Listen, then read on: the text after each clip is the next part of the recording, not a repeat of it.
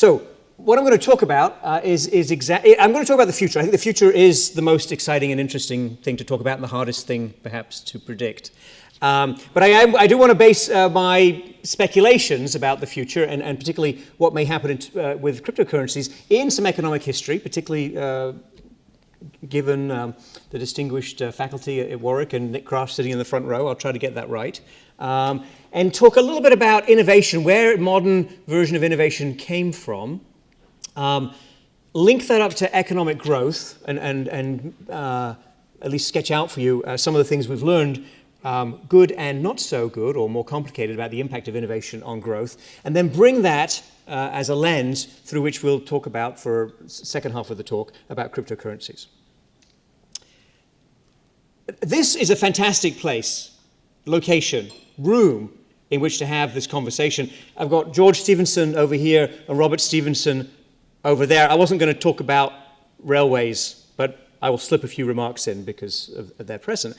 The invention, a mechanical invention, and the impact and the links of that to economics is what I'm all about. My story starts, because you've got to start somewhere, actually just around the corner from here, and in Birmingham, in 1940. This is a cavity magnetron. The picture, just two different angles. It fits in the palm of your hand. One of the most amazing inventions of the 20th century. This is what made shortwave radar possible.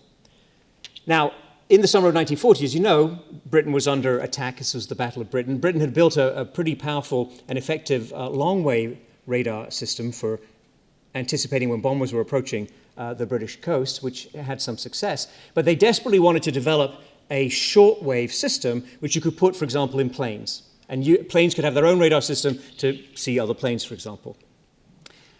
Two brilliant physicists at the University of Birmingham came up with this, but the British had a problem. They had no manufacturing capacity. They had very few scientists or physicists to develop this.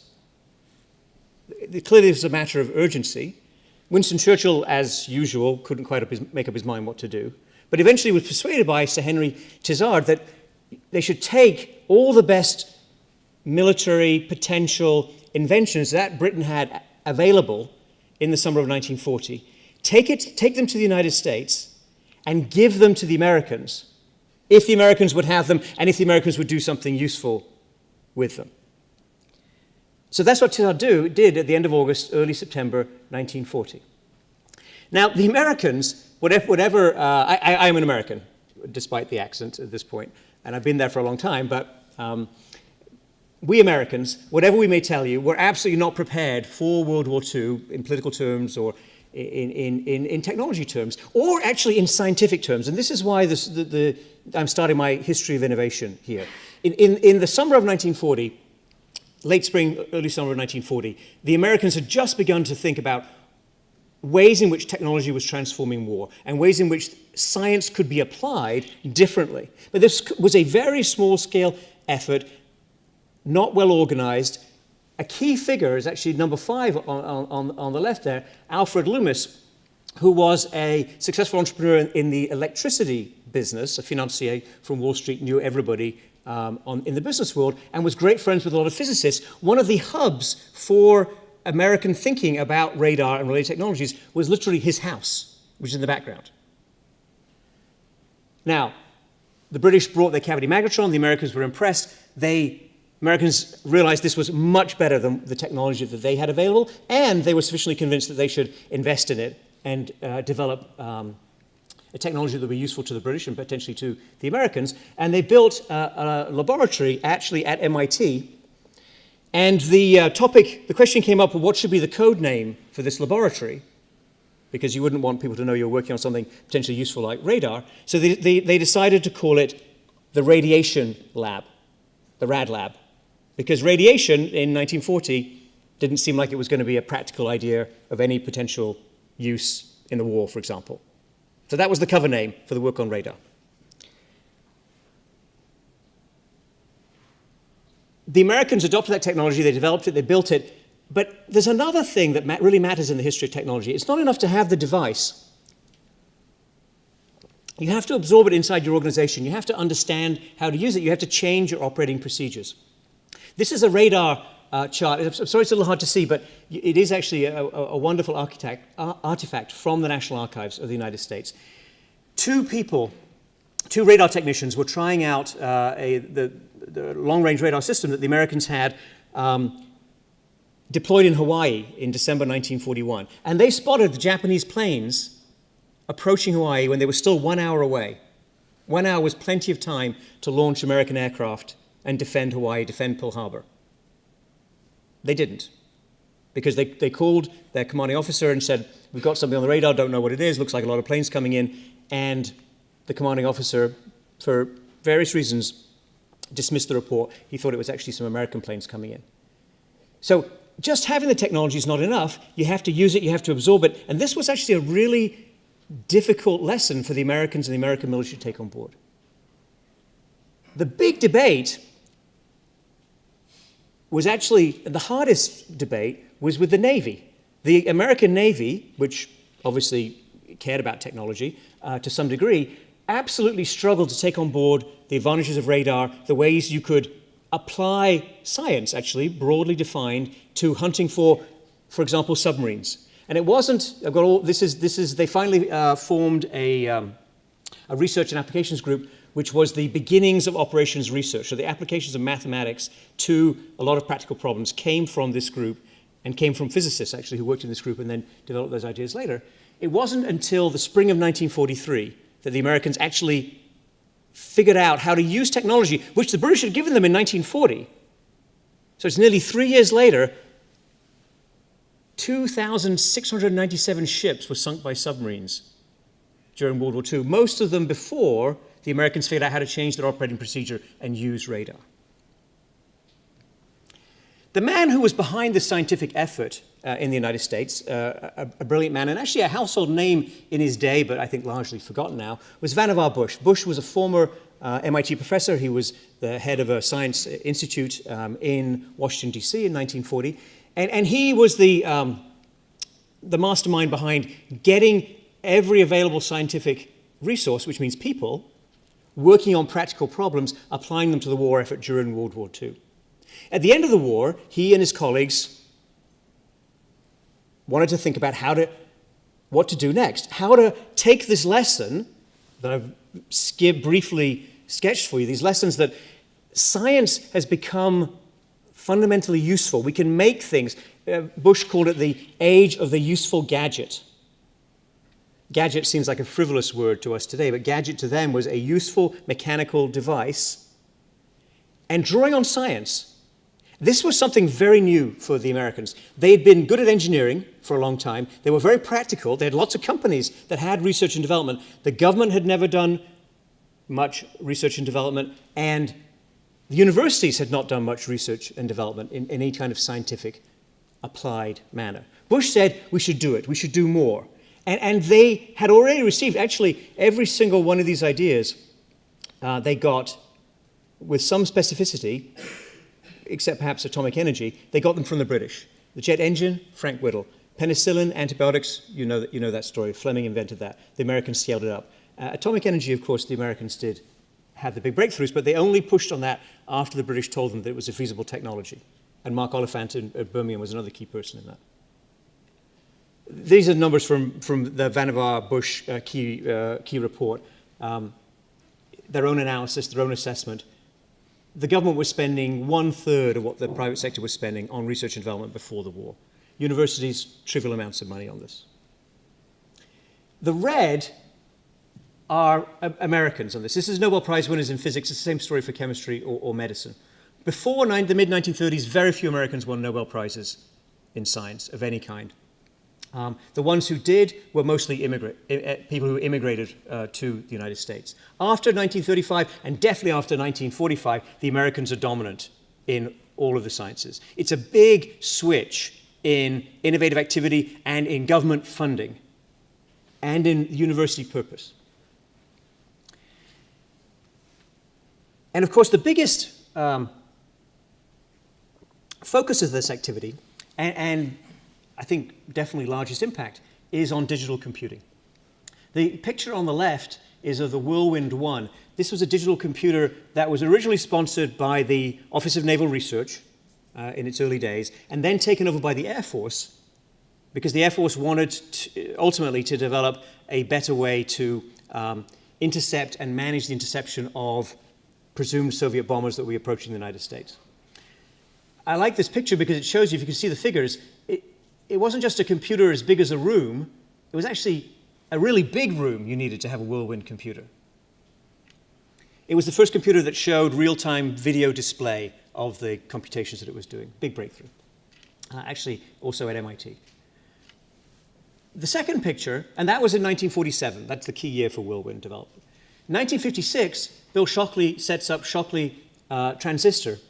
Shockley was a physicist from Bell Labs, the private company. He'd worked for the government during World War II, but I wouldn't exaggerate the impact of the war on his invention. There was some Bell Labs technology before the war, and they made a big push after the war.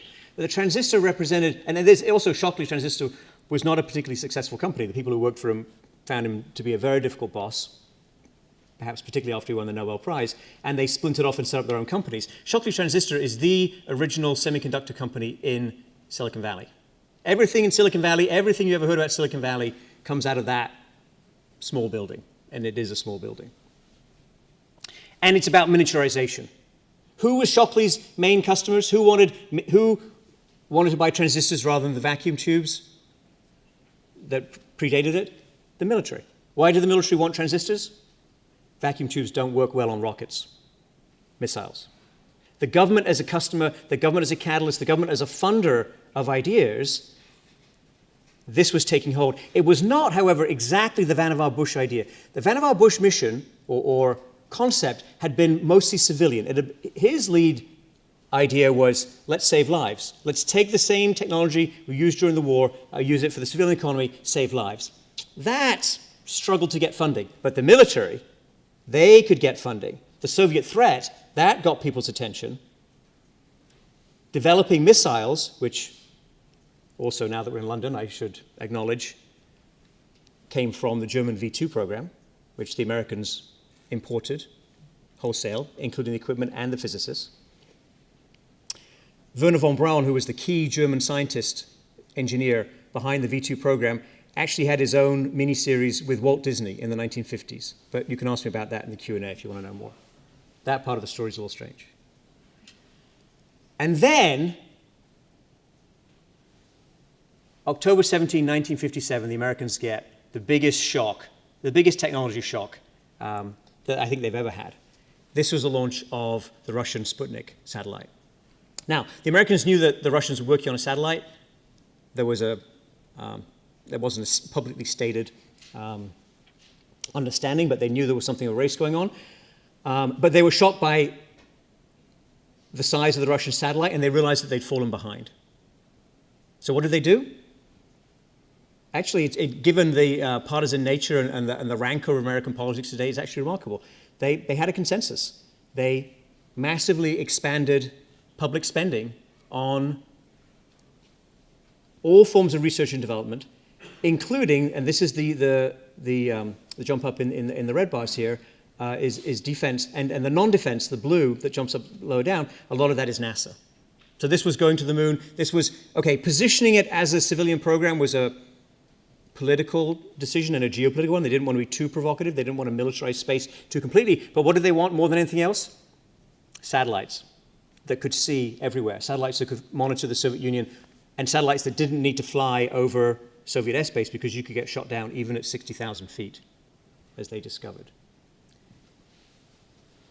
This is, I think, the moment of most profound transformation, and the very big public investment, and not made for any economic reason whatsoever, really. This is geopolitical, this is strategic, this is... They thought there was a missile gap. I think there actually wasn't a gap. But the Soviets have overtaken us. The Soviet Union has got a lot of engineers, they've got a lot of scientists. We must catch up. They transformed scientific education. They brought a lot more mathematics into the physics curriculum. They graduated a lot more scientists. They expanded higher education, particularly in science and engineering, including in physics, but not only. And they had a lot of studies about the impact of this technology, and there's some fascinating papers that you can read in terms of people going through very, very carefully and trying to think about and measure exactly how technology invented by NASA for its own purposes, how that was coming out into the private sector. And there were repeated and absolutely genuine efforts to get more of that technology to spin off. And there's still controversy about the exact economic impact that NASA had. But I'll ask you this, I mean, particularly people playing with their phones at the back, they launched the satellites. They changed communications. They fundamentally altered the nature of computing, and these people, actually this was the Department of Defense, literally did invent the internet, or the pre-internet, ARPANET. So there's a tremendous positive effect that they had on the economy. And this completely fits with what we know about from economic research. What we know for economic research is there are very big spillovers from anything that you invent. Those spillovers can be hard to measure. They are very hard. What do spillovers mean? It's a form of externality. It's very hard. If I invent something, it's very hard for me to capture the full benefits. Thomas Edison might be the most vivid example from the 19th century, obviously. When he died, he had more than 1,000 patents. He had transformed electricity. He invented the phonograph. That's your modern music industry right there. He'd had many other inventions with impact, including in mining. He died relatively well off. He had a couple of $1 million. People argue about exactly how many. But it was nothing compared to the value of the companies that used the technology that came directly from the intellectual property that he created. Massive spillovers. Xerox PARC is probably the best example of these spillovers in the modern digital phase. The people at Xerox PARC invented the graphical user interface. Graphical user interface is what every one of us is using all the time, all day, in terms of our interaction with computers. They made basically no money off this. Steve Jobs managed to get his hands on it through a rather sweet licensing deal, and Microsoft essentially, choose my words carefully, is this on tape, liberated it from Apple, and there was some legal dispute that ultimately was resolved. Bill Gates reportedly said at one point to Steve Jobs, "It's like I broke into my neighbor's house to steal his TV, and I found that you'd already stolen it." That's spillovers. That's the nature of research and invention. Heidi Williams, my colleague at MIT, has some really interesting work, and those of you who are in research or interested in going to research should look at Heidi's work and this kind of paper, looking very, very carefully at different kinds of drugs which, for various reasons, have different development lags. She finds that drugs that, for whatever reason, the nature of the disease, take longer to develop, those drugs are almost only developed through public research. Private research goes into drugs that can be developed quicker, because the commercialization lags are really important, given the way our intellectual property system and the patent system works. And you can put a number on it. Okay, you may not be comfortable putting a number on it, but this is something economists do. The value of the lost lives from those lags is $2.2 trillion in her estimates. So the various studies that look at this question routinely find the social returns to research and development are 2 to 3 times larger than the private returns. And if you do more public sector R&D, that tends to increase private sector R&D. And this has a big positive impact on growth. So at this point, you might say, well, Simon, what exactly is the problem here? It sounds like the US might have stumbled into this big public push on research and development, but it has this positive impact. They were pushing to put a person on the moon. It's all good so far. Well, maybe, perhaps there are positive aspects here, but like many things, there's a backlash.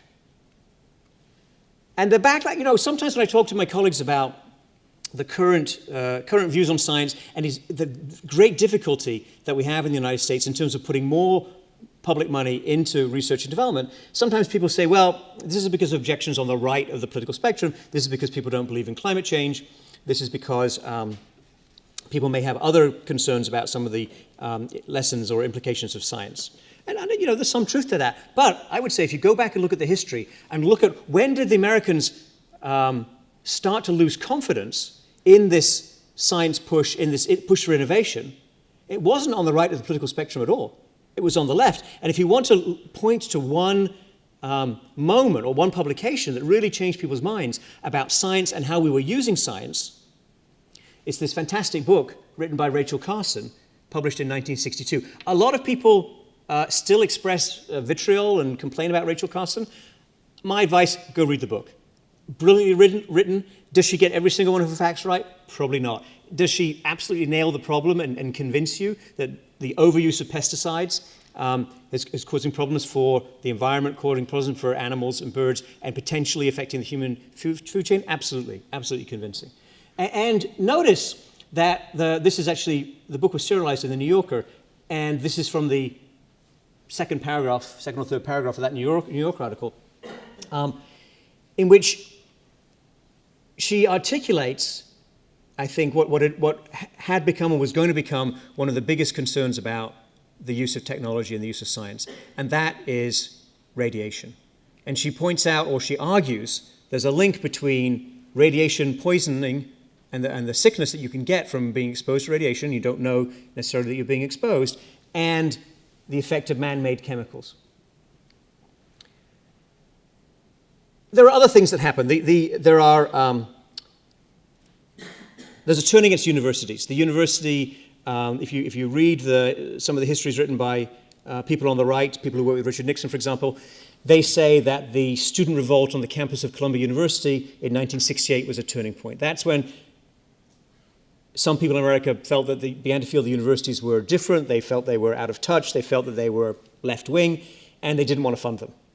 So this entire model of public money going to universities contracting with the government to do research, universities working with the military. There was a lot of people on the left who are uncomfortable about that also. So we did a lot less of it. And I think this is interesting, and this is unfortunate, but absolutely part of the story, that actually the peak was just before the Americans landed on the moon. They spent 2% of GDP was public spending on research and development.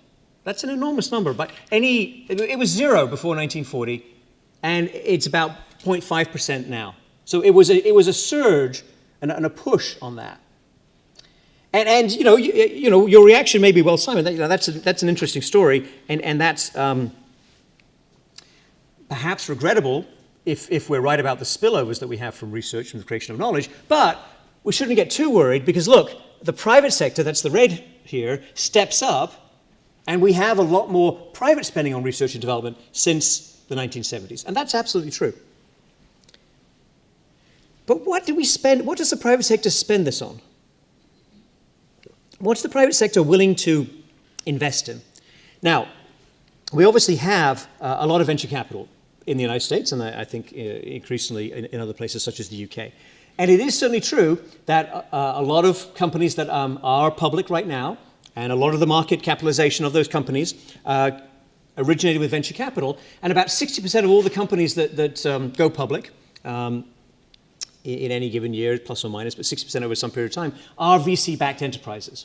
So this is a significant and transformational investment class. But most startups don't get funded by venture capitalists. And venture capital funding is small relative to stock market capitalization, or if you look at VC commitments, the amount of money people putting into these funds, it's small relative to gross domestic private investment. Entrepreneurship is extremely risky. As Mike said, I spend a lot of time helping people start companies and helping people run their entrepreneurial companies more effectively. That's what I do, and that's what a lot of my students do. And it's great work and really fun and fulfilling. But I have to tell you, the data from Hall & Woodward absolutely fits our experience. Most startups don't yield meaningful value to their entrepreneurs. It's only a very few companies that pay off.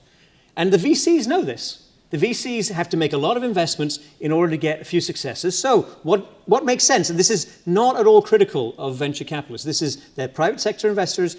They will need to make money. They have investors to be satisfied.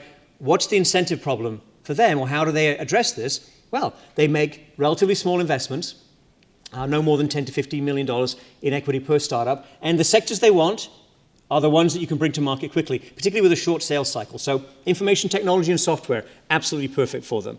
Clean tech, more capital intensive? No, not so interested. What's happened to technological change? Now, I think every good lecture of this kind should give you a novel to read.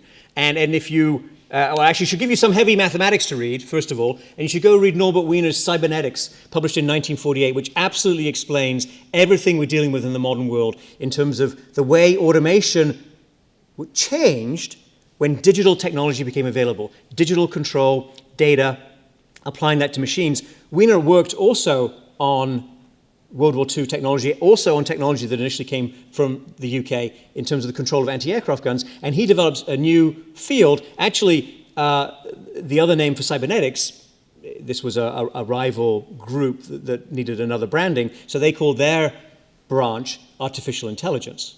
He called it cybernetics. Now, Wiener's book is a heavy lift, and you will give yourself a really big headache trying to learn that math. So I recommend a novel you can read instead. And this is Kurt Vonnegut's first ever novel, which you probably haven't read because it's not one of his most famous books. It's called Play a Piano, and it is a society in which digital automation has displaced the middle class almost completely. And all that's left is an elite of engineers who are very well paid, and everyone else has make-work jobs. And all kinds of social and personal problems arise from that. So let's check that box for the public lecture. Go read that novel, Kurt Vonnegut. It's good fun. Actually, it's a bit depressing, but that's not my fault. We had this big push in public R&D and investment in scientific infrastructure during the 1940s and 50s. The United States was first to build a lot of these technologies. Europe had a very strong vacuum tube industry. The Americans invent semiconductor. Who gets the jobs designing, building semiconductors? The United States. The UK invented jet engines. No question about that. Absolutely uncontroversial. The Americans pushed it hard, put a lot of public money in. 60% of the R&D on civilian aviation in the 1950s came from the public. Who gets the jobs building aircraft disproportionately? The Americans. Way before Silicon Valley, we had big investments by NASA in Florida, in Alabama, in Louisiana, in places that were quite backward in terms of technology development and the types of jobs. And it was the politicians who put the jobs there. And you get flourishing tech hubs. Huntsville, Alabama is one that everyone forgets about, but it was really changed in a lasting way by these public investments. Large corporations underinvest in research and development, in part because of these externalities. They may also have other problems in terms of how they organize research and development. There's an amazing story about how the Americans failed to develop flat panel TV screens. That industry was developed elsewhere, the good jobs were built elsewhere, and now actually we give massive incentives in the United States to get Asian companies to build and assemble flat panel TVs in the United States. So it has turned. The venture capital investing model is great, but it doesn't do everything. It doesn't invest in capital-intensive projects. So what I've just sketched for you is part of the explanation for why and how we shifted from a technological boom that really helped strengthen the middle class after World War II to something we've seen since the 1970s, which is much more what economists like to call skill-biased technological change. So it's good for highly educated people like yourselves. It's much less good for people who have not as much education and not as much skill. And this is interesting, if you want to think about, and I think this is a great question in the US and in the UK, who's going to lead the next general purpose innovation? What's a general purpose innovation? Well, it's railways. That's why this is a great building. It's electricity. It's the internet. Now what's next? Well, is it artificial intelligence? This is cited publications for deep learning technology, where you can see that China and the United States are in a race, neck and neck. Other countries may play a role, but I think those are the two contenders there. Who's building the robots? Looks like Asia has an advantage or a lead there. And we could spend all evening, and I'm happy to talk with you about this, or you can come spend some time at MIT where people are trying to invent, define, figure out what is this technology, how do you make it stronger in the United States, and who you're fighting against. But what I want to spend the rest of my time talking about is cryptocurrencies. Talk a little bit about the technology, a bit more about how it's being financed, and then think about the policy implications. Because I think that what we've got here is another innovation, absolutely in the line from my cavity magnetron through the development of digital technologies. I know it looks different. I know it's controversial. I know it's dangerous. One of the first railway engines and the first runs of that railway engines built by the Stephenson family ran over an MP and killed him. In those days, it was bad to run over MPs. And at some point, trains had to have a person who walked in front of them holding a red flag because they were so dangerous. So what was the point of that? Well, technology takes time to have its impact. So what's the right kind of public policy to have with cryptocurrencies? And who's going to get the good jobs? Where should you expect this kind of industry to develop? Maybe it's in the UK, maybe it's in the US, maybe it's global elsewhere. So the bare minimum that you need to know about cryptocurrencies is the distinction between permissioned blockchains and permissionless blockchains. So permissioned means I've got a known set of participants. We agree on how we are going to keep track of who has value. So I've got $1 of value. I give it to Fiona. Fiona gives it to Jane. You all watch us do this. You all keep track of that transaction. At the end of it, you know I don't have the dollar or the pound, and Jane does have it. So if we do that and we all agree and know each other in this room, we can have that as a permission blockchain. That's a distributed database technology that's actually not new. Permissionless blockchain is new. That came with the invention of Bitcoin in 2008. That's a system in which we don't know each other. There are unknown participants, and we build a security system so that we can't distort who actually has the value based on incentives. And those incentives in the systems that have been developed so far involve a native currency. They invent their own currency. That's what a Bitcoin is. It's a reward for securing the system and for verifying transactions. So this is crypto economics. Permissionless innovation, and this is a term that my colleague Joey Ito at MIT's Media Lab stresses, the brilliant thing about permissionless innovation is obvious to all of you from the internet. Nobody tells you what you can and cannot put on the internet. Okay, maybe there are some restrictions might develop over time. But in general, you don't need permission to innovate. You don't need permission to put up your silly cat photos or to build a world-beating silly cat photo website or to become rich on the basis of silly cat photos. Every talk about technology these days has to have a silly cat photo, so check that box too. What's the internet? The internet is layers of open protocols. In each one of these layers, and these layers go back a long way, and most of these layers had, at the beginning, a substantial public interest development component. So they were particularly developed before there was a lot of money at stake. Ethernet is from 1974, TCP/IP, which is absolutely fundamental, 1974 also, HTTP is 1990. The internet doesn't really take off as a commercial venture until 1994, 1995. Every time there's an innovation, every time there's a protocol that's permissionless, somebody builds a really big company, the famous company of the day in the late 1980s, Cisco. Still a company today, but nowhere near as famous. They're building their own proprietary systems on permissionless layers. And what do we have now? We have an attempt, a competition, I would say, between many people and many different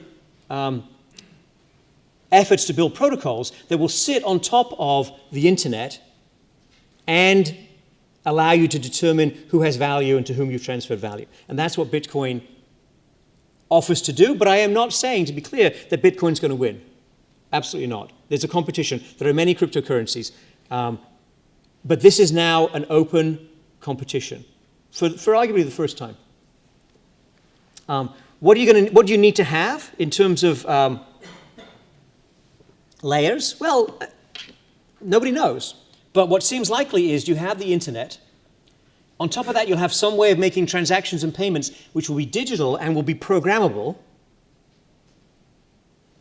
I just came from a meeting with quite a few central bankers who said, well, you know, we have digital money already. Well, they don't, not in the programmable sense, not in the sense that you can easily write smart contracts on top of that, another layer, and not in a way that you could build, for example, decentralized exchange potentially on top of that. Now, there are a lot of problems with blockchains and a lot of challenges in adopting blockchains. This is very, very early in terms of the technology. And we can argue relative to the internet, is it 1992 or is it 1974? Is it 1820 or 1830 in terms of developing locomotives? I don't know, but it's extremely early. There's a lot of technical problems. The performance is not sufficient to do massive scale around the world. Security is certainly an issue. You've heard about plenty of thefts. What exactly, and you should, next time somebody pitches you on a cryptocurrency as an investment or as a research project, ask them, what is the use case? Why do we need to have a distributed database, permissioned or permissionless, to do this rather than run it centralized? What's the advantage? That's the question you have to answer. And there's a lot of fluff out there that doesn't answer that question. If there is a good answer to that question, then you're onto something. But we also need this last piece, the regulatory piece. We need some clarity, and we need some reasonable policies that don't choke the innovation, but push it in the right direction. And I've got some ideas for you on that. This, you know, of course, the price of Bitcoin went up dramatically and then came down. Other cryptocurrencies moved somewhat in parallel. Bitcoin is only about 40% of the total market capitalization of cryptocurrencies. The value of all the cryptocurrencies, at least the exchanges are not well run, the data doesn't have great integrity. This is the best estimate we have. It's about $500 billion total market cap right now, which is larger than the subprime mortgages, value of subprime mortgages was in 2006. So, is it an asset class to pay attention to? Absolutely. Is it large relative to GDP in the United States of the world? No. But you don't have to be large in order to move the needle sometimes. What is the public policy framework that you, what are the elements of that? Well, I think you absolutely, and I, you know, not everybody in the crypto community appreciates it when I say this, or my colleagues say this, but I think if you need to guard against illicit activity, just like we try to guard in the existing systems. Maybe we can actually do better in a newly designed digital system. We have to worry about financial stability. That was the point of my remark about subprime mortgages. And particularly a problem right now is we have to protect the investing public. This is a great picture, which I just leave up for a few seconds. This shows the best estimates. Again, questionable data, great source of research projects, by the way. The blue, these are all the coins, all these different coins, the tokens that have been issued, and the capital that we believe has been raised through these various token issues. It's about $25 billion so far worldwide, although I caution you that the biggest one, this Petro, is a digital currency that Venezuela issued, and I would not be confident that that was a real coin issue as opposed to some other kind of financial operation. However, it is certainly the case that a lot of people have raised capital. Blue is Europe. The gold down the bottom is North America, green is Asia, and purple is we really don't know where they are. So it's a global phenomenon. Capital is being raised in all the major markets. In terms of capital that's being raised for this particular kind of digital application for building decentralized networks, we believe there's more capital being raised through these coin offerings now, almost certainly this year, more capital through these coin offerings than traditional venture capital investing in distributed networks.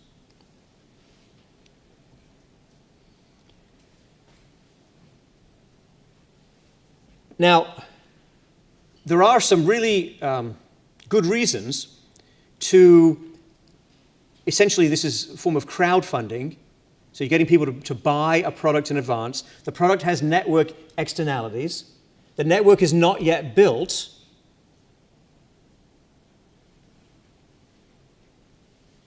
I'm thinking about the Stephensons again. Railways, networks. The value of the network is after you've built it all and you've connected all the places. there was an enormous, I think we can call it speculative boom on railways, where people didn't buy coins, but they certainly invested on the prospect of various railways being built and experiencing a capital appreciation. I think is exactly the same phenomenon we're talking about here. I would, and I think that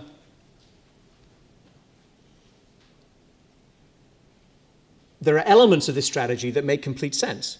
However, I want to be quite clear that there appears to be a lot of fraud and scams in this space. So people, for example, read the white papers. These coins are issued with a technical paper that explains what the coins will do. If you read the white papers carefully and subject them to technical analysis, does the computer science make sense? About 25% of these projects are nonsensical. There's no science behind it. And some people would argue that up to 80% are problematic and unconvincing. And many ICOs, initial coin offerings from last year, have, as far as we can determine, already failed, stopped operating, nothing is being built. Somebody took the money and run, probably. Most of this activity is happening outside of existing investor protection laws. It's a big market, it's an active market, and there's a lot of people running exchanges outside existing investor space. There's a lot of trading. There's 20 to 30 million people, active users of cryptocurrency around the world and trading cryptocurrency. There's a lot that can go wrong in this situation. And in our assessment, crypto exchanges are an essential piece of the institutional infrastructure that needs to become stronger and more effective. And we can talk more about that in the question and answer if you want. The good news, I think, is that this business is so profitable that established exchange operators who know how to run derivatives exchanges, for example, or commodity exchanges, are starting to enter this space, considering entering this space. I don't think we've had any announcements yet. And that, we believe, will change the nature of the competition. There are still some technical problems to be overcome, including how you manage custody for crypto assets. But technical problems get solved if people have the incentive to solve them. We absolutely do not yet have a global approach. The policy makers were slow to react, and maybe that was a good thing, because they certainly didn't crush it in its infancy. There is, however, a growing consensus about being concerned about illicit activities. The Financial Stability Board, the Bank for International Settlements, IOSCO, which is the International Organization of Securities Commissions, are starting to make recommendations in this space. I would not say that all the regulators who've spoken on this issue have yet spoken with great clarity and not necessarily been helpful, but they are moving this direction. Japan, the United States, and others are going to regulate exchanges or encourage the entry of regulated exchanges. And the US has a big decision coming up that I think you'll see news on over the next 3 to 6 months about how to treat initial coin offerings relative to existing securities laws. Because almost certainly, I mean, we can have an argument about this if you want, but almost certainly, with the exception of Bitcoin, which you can classify as a commodity, every other cryptocurrency probably is a form of security. It's been issued as an unlicensed security, and that raises legal issues in the United States. Now, they might decide to be lenient on issues that were securities initially, but now function more like commodities. That is yet to be determined. But they have to be extremely careful about the precedents they set in that manner. So how do you bring some order and regulation to this and protect investors without choking off the innovation? That's the big question. And could you get out of this? I'll be a little inspirational and a little positive towards the last 2 slides. Could we get from this, if we can solve these problems, particularly the regulatory ones, could we get a new way of financing innovation? Could we democratize financing innovation? Could we make it so it's easier for every one of us to raise capital for our entrepreneurial ventures on better terms?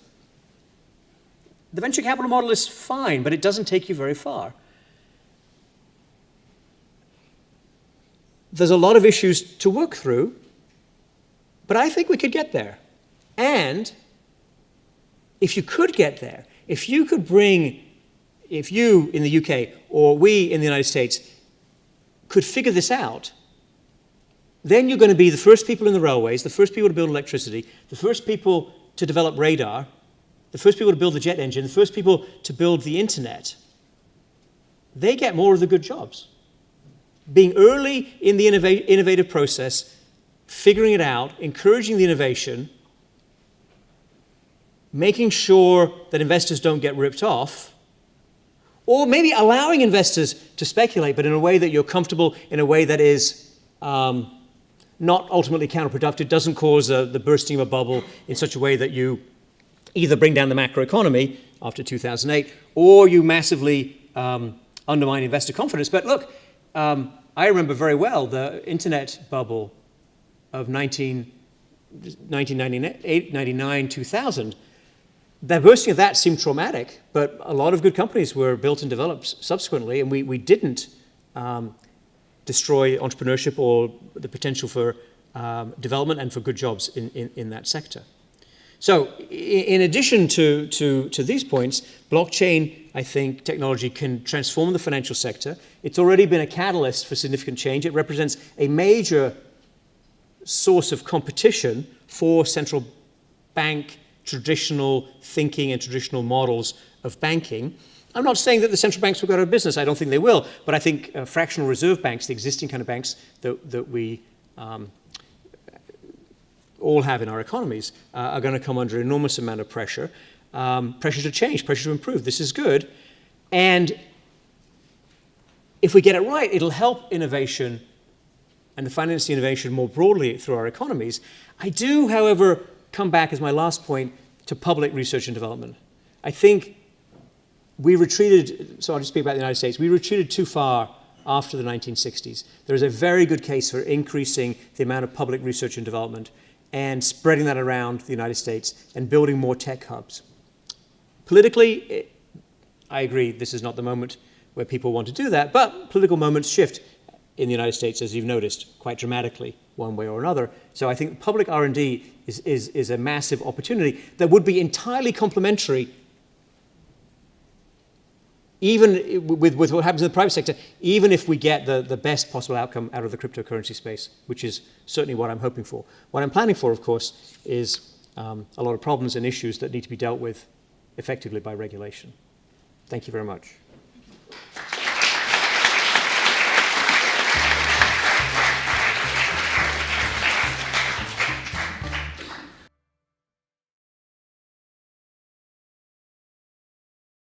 I think the timing was unlucky, but for a different reason. Actually, given that we were coming out of a crisis and given how much regulation has been thrown at our financial systems, it's striking how little regulation there has been on cryptocurrency to this date. Now, there is a push for more regulation. As I said, it is this, but this, again, speaking about the United States, is not a partisan issue at all. The SEC, Securities and Exchange Commission, and the CFTC, the Commodity Futures Trading Commission, are both controlled by the Republicans, because that's the way our system works.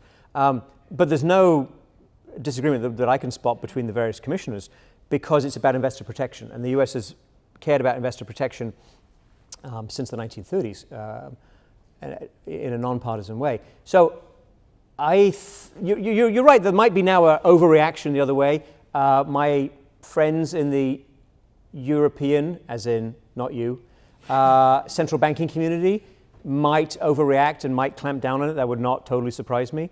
I think the unlucky thing was, funnily enough, ironically, that this technology immediately became extremely valuable. One advantage the internet had was that nobody paid much attention to it except a bunch of geeky scientists for decades. So they had plenty of time to develop technology, work out the bugs, and build those layers. This technology attracted a lot of capital very early, and so people are fighting with a lot of money behind them for these competing crypto models. Now, competition, good. Railway competition between railway companies, railway models, that was great. We're still using Stephenson's railway gauge, I believe, actually. He won the battle of standards by getting in early. You know, maybe I shouldn't worry so much, but I think the hype and the way some people may be fooled by some of the promises, I think that is a bit of a concern. So.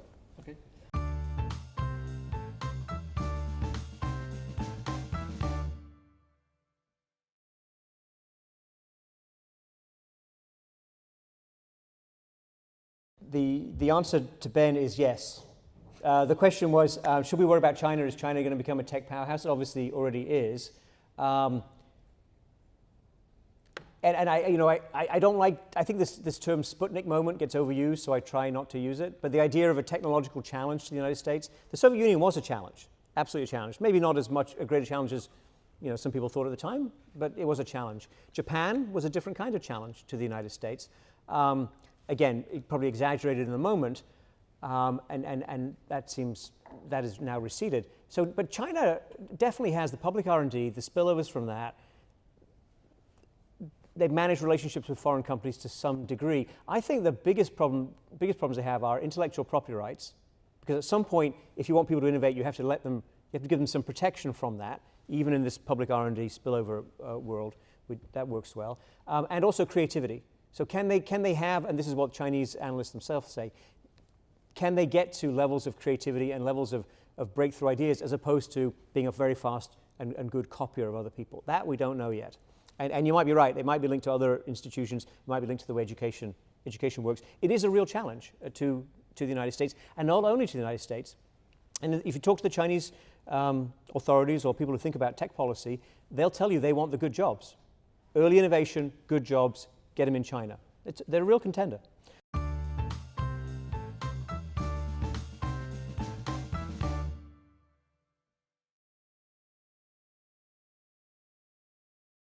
I'm not saying we need public R&D in cryptocurrency. I think they can get on by themselves. I think we need a regulatory framework for cryptocurrency, public R&D for lots of other things, particularly things that are relatively capital intensive, as we're talking about. You're right, of course, and I think it's a good distinction you're making between financial intermediation, so let's say running the basics, deposits and lending in the financial system, and that does have large externalities. I am very excited by the development of the Aadhaar system in India, where they have a national identity system and a unified payment interface on top of it. It's not a cryptocurrency system, but it's a rival to the existing ways they made financial intermediation, as you know.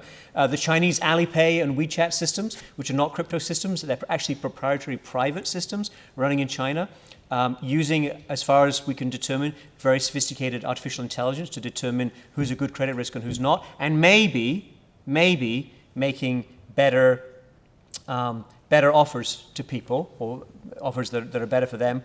I would be a little careful with artificial intelligence necessarily benefiting the consumer. Next time you're sitting down at dinner, pull out your favorite ride-sharing app, let's call it Uber, and everybody put in the same destination, and you will all be offered different prices, because Uber, it turns out, has been tracking your day, your week, your month, and your previous transactions with them, and they have an algorithm that decides what price they want to offer you at that moment in time. If you want to lower, here's my useful tip, just check that box. If you want to lower the price you're offered by ride-sharing companies, periodically and randomly open the app and then close it, because you're then turning down offers that they made you, and they will update on that basis. If too many people start following my advice, they'll make an update, by the way. But could we separate this from a vehicle for investment? Yes, maybe we should. And I think this is one thing that excites me a lot, which is, could we get more genuine decentralization of investment, so that I could really put out a crowdfunding idea, and you could support my crowdfunding idea? Great, that's allowed. Why can't we figure out a structure in which I can crowdfund something and share the capital appreciation if we all get together, particularly if there's a network externality? That makes sense. How do I square that with US securities law, or anybody's securities law? That's a particular decision point. But there's a lot of potential there in terms of access to capital. Small and medium-sized business, or individuals, whatever you want to call it.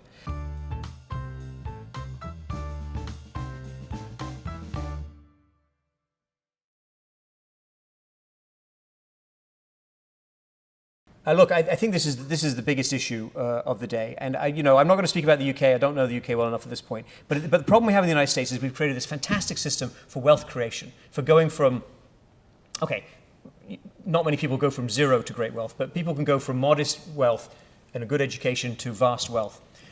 But what we don't have in the United States is a taxation system that will tax corporate profits, capital gains, or your private wealth that you get from that in any way whatsoever. And the demonstration of that was the last round of tax cuts. So people who are very well off argued for they needed a tax cut. They got a tax cut. That tax cut is going to stick, even when other parts of it might get rolled back. So what does that leave you with? It leaves you with a great wealth generation machinery, but will give you repeatedly, not just inequality, but really bad outcomes for people lower down the income scale. It's not necessary. It's not what the US had in the 40s, 50s, 60s, or into the 70s, but it is what happened when we backed away from this public sector R&D commitment and the infrastructure building push, and we switched much more to the private sector, just let the private sector get on with it. I like the private sector. I live in the private sector. I work for the private sector. My students set up companies. It's great. I spend all my time on that. But I think it needs to be balanced, and I think, at least for us, a stronger public R&D, idea generation, tech development, scientific community, build things for the world, experience the externalities, share those with the world. That will be a brilliant American contribution. For the UK, you can figure it out for yourself, although I would point out that an enormous number of the inventions, not just the ones I talked about, but others that people have done really well on in the last 50 years, and we didn't get time to talk about DNA, for example, or MRIs, or some of the thinking that went into the Human Genome Project, came from the UK, came from UK science. That's always been one of the strengths here. It's the commercialization of science that's been a bit harder, and the scaling up of science, that's been a bit harder in the UK. But I don't mean to interfere in your business as you sort that one out.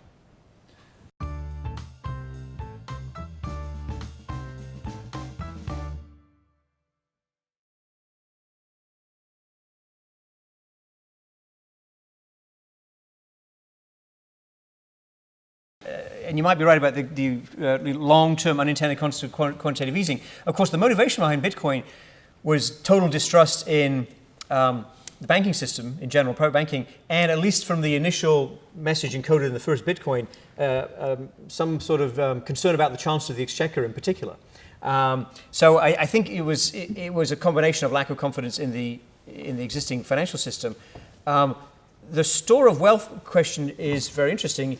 And I think it will become a store of wealth, and I think it becomes at least part of people's diverse portfolios. The main reason to be very, very careful, and I'm not recommending you buy any asset today, but be really careful, is that the custody of these assets that have final settlement instantaneous is problematic. And there have been a lot of the hacks have been at exchanges and wallets where people thought they were entrusting it to somebody, but people do not have good security systems over this right now. But that's a technical problem, and I agree with the view it could be solved. On the reserve currency thing, you probably didn't notice it because it was in that massive slide of ICOs. Somebody has already issued a coin called Bancor, Keynes's alternative currency name. There you go. It's up the top somewhere. Sure, absolutely. If you could create a global currency. And one of the problems that even central bankers will admit is cross-border payments are extremely expensive. Payment systems are not well interfaced. We don't have interoperability between our monetary systems, partly because they're not really digital in a programmable way. So I could imagine that it becomes part of that portfolio.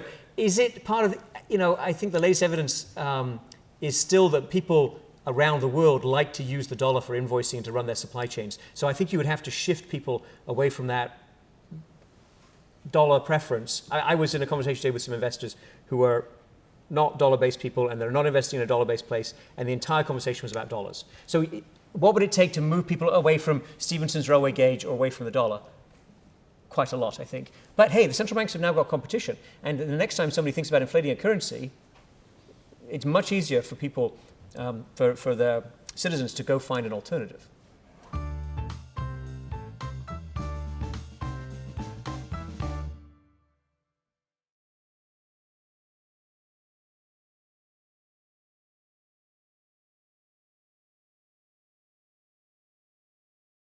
No, let me go on the record.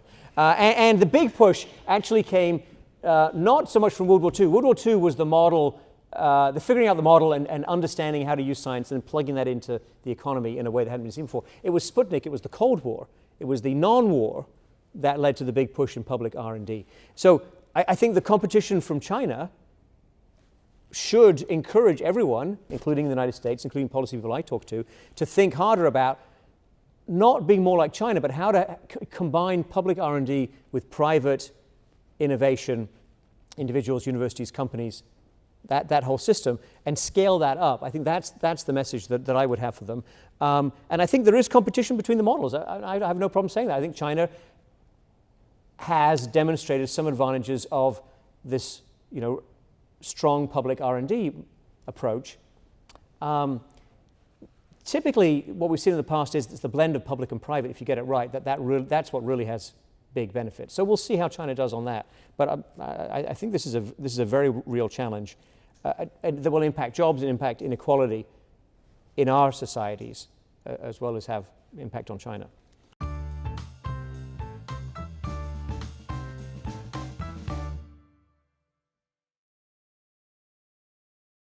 Look, the economic evidence is overwhelming, and I'm happy to present this evidence to policy people and members of Congress, political candidates, other people. I'm hoping that they will buy these arguments and you could sell them just on the data and the evidence. I think it's actually overwhelming. However, being realistic and having had some experience, I would say not so much the threat of war, but mission-driven science projects. So actually this was a bit of the problem with NASA. Putting a man on the moon, I'm sorry, that was what they said, man on the moon, not my terminology. Putting a person on the moon was a great goal, but once you did it, where are you going next? Mars is too far away. I'm not sure how to put that in a regression, but Mars is too far away. Motivation in terms of improving human life, saving lives, improving the quality of life. This is a really good one. And this does actually still get attention and funding in the US, even though it's hard to get other science funding. The little bit of the problem we have in the US is that we pay a lot for our healthcare. So that the government, the more you innovate and the more you come up with new drugs, the more the government pays. So it doesn't work quite so brilliantly from a public finance perspective.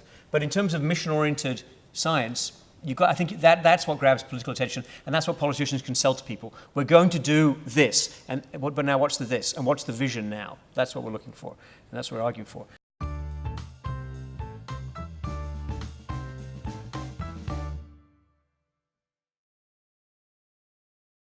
And on the point about the illicit potential, look, it's clearly there, and I'm being very upfront with you, and I think that was my top item in terms of what you need to control.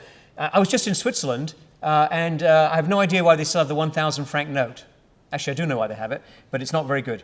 And of course, the internet has all kinds of illicit and unpleasant and downright nasty activity.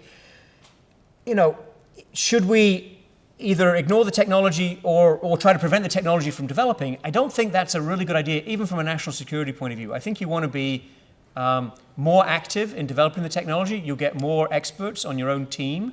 You'll figure out how to use the system. Some of these crypto systems, including Bitcoin, are pseudonymous rather than anonymous. So if you reveal some clues that can link it to your real identity, you can actually have a more complete record of all your transactions available to the authorities. Some other cryptocurrency, there is a lot of innovation to try and get total anonymity. So to be absolutely clear on that.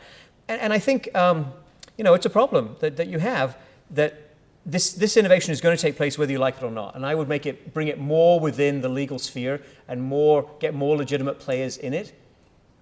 I think you generally get better outcomes when you take that approach.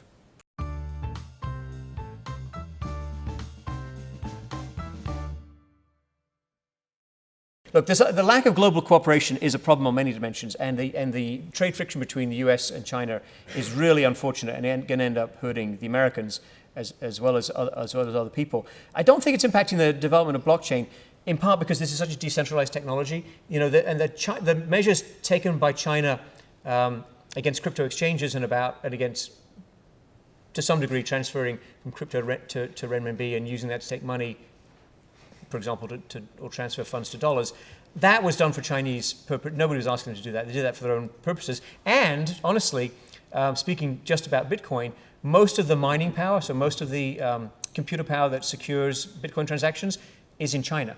And most of it, as far as anyone knows, is located right next to hydro power stations where they get the electricity for free, one way or another. Now, here's an interesting fun fact about cryptocurrency or about Bitcoin with this particular way in which they verify transactions. It's enormously electricity intensive. So actually, and this is, the people who run your electricity grid are well aware of where the mining nodes are because they don't look like anything else. So I don't think it's the case that miners, for example, are immune from state intervention or supervision.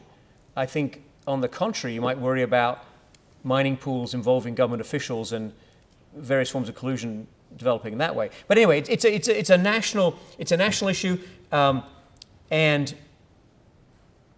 if regulatory arbitrage develops, so some people have good regulation and some people have better investor protection regimes for this kind of investment and some people don't, then lack of cooperation will mean more nefarious activities, more dangerous speculative activities go to the lower regulated places. And at some point you might worry about that from a financial stability point of view, or you might worry about it from a money laundering and terrorist activity and drug-related activity. I don't think we're quite there yet.